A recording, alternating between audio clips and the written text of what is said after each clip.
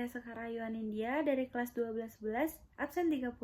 Di sini saya akan menjelaskan tentang metabolisme, katabolisme karbohidrat. Yang pertama, saya akan menjelaskan tentang perbedaan respirasi aerob dan anaerob. Pada respirasi aerob, proses penguraian senyawa organik atau reaksi pemecahan glukosa dengan bantuan oksigen untuk menghasilkan energinya. Reaksi respirasi aerob melibatkan penggunaan oksigen. Secara sederhananya dapat disebutkan sebagai berikut.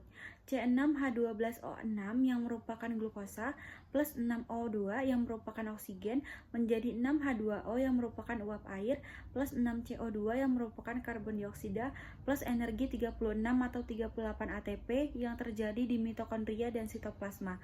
Sedangkan pada respirasi anaerob tidak melibatkan oksigen sehingga digunakan senyawa tertentu seperti asam pirufat dan asetaldehida sebagai penerima elektron akhir dan mengikat H+ yang terjadi pada sitoplasma.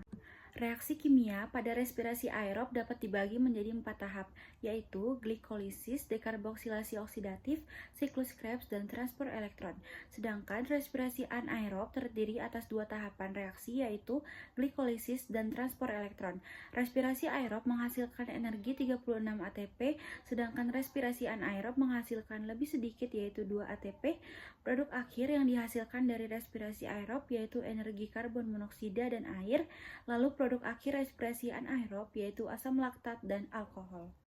Yang kedua, saya akan menjelaskan tentang perbedaan fermentasi alkohol dan fermentasi asam laktat. Pada fermentasi alkohol terjadi pada sel jamur untuk pembuatan tape dan minuman anggur. Sedangkan fermentasi asam laktat terjadi pada sel otot hewan dan manusia, eritrosit serta bakteri atau jamur dalam pembuatan keju dan yogurt. Selanjutnya, tahapan fermentasi alkohol adalah 2 asam pirufat menjadi 2 asetaldehid menjadi 2 etanol. Lalu pada fermentasi asam laktat adalah 2 asam pirufat, 2 PEP menjadi 2 asam laktat.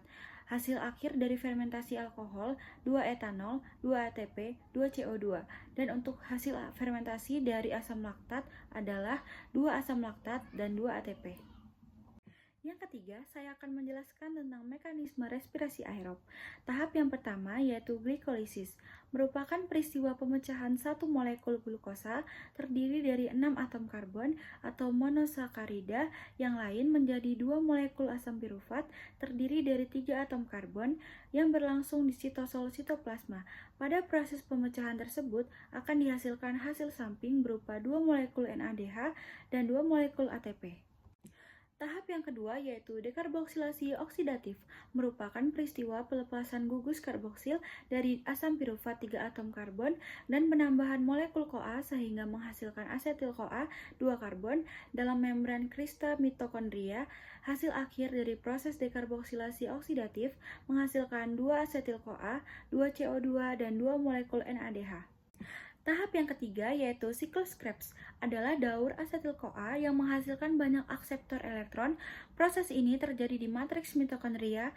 Selama siklus Krebs, 6 NADH dan FADH2 dihasilkan yang kemudian akan digunakan dalam rantai transport elektron untuk menghasilkan lebih banyak ATP. Siklus ini juga menghasilkan 2 ATP langsung dan berperan dalam menghasilkan 4 CO2 sebagai produk sampingan. Dan tahap yang keempat yaitu transfer elektron adalah proses dalam respirasi aerob di mana elektron berpindah dari molekul-molekul seperti NADH dan FADH2 melalui serangkaian kompleks protein dalam krista mitokondria, menghasilkan energi kimia yang digunakan oleh sel untuk berbagai fungsi. Reaksi ini menghasilkan 38 ATP. Akan tetapi, saat memasuki mitokondria akan dibutuhkan 2 ATP hingga hasil akhir adalah 36 ATP. Ini adalah tahap akhir dalam produksi ATP dalam respirasi aerob. Dan pembahasan yang terakhir, yang keempat adalah mekanisme respirasi anaerob. Untuk tahap yang pertama adalah fermentasi alkohol. Dalam proses pertama dilakukan fermentasi alkohol yang akan mengubah molekul pirufat menjadi glikolisis atau asetaldehid. Hasil fermentasi alkohol setiap satu molekul glukosa yaitu 2 etanol, 2 CO2, dan 2 ATP. Dan untuk tahap yang kedua adalah fermentasi asam laktat. Tahap respirasi selanjutnya adalah fermentasi laktat yang akan menghasilkan oksigen. Saat fermentasi ini terjadi, molekul asam pirufat adalah hasil dari glikolisis. Selanjutnya, glikolisis akan menerima elektron dan hidrogen yang berasal dari NADH. Hasil fermentasi asam laktat yaitu 2 asam laktat dan 2 ATP. Sekian penjelasan tentang metabolisme katabolisme karbohidrat. Mohon maaf jika ada kata-kata yang salah. Saya akhiri. Wassalamualaikum warahmatullahi wabarakatuh.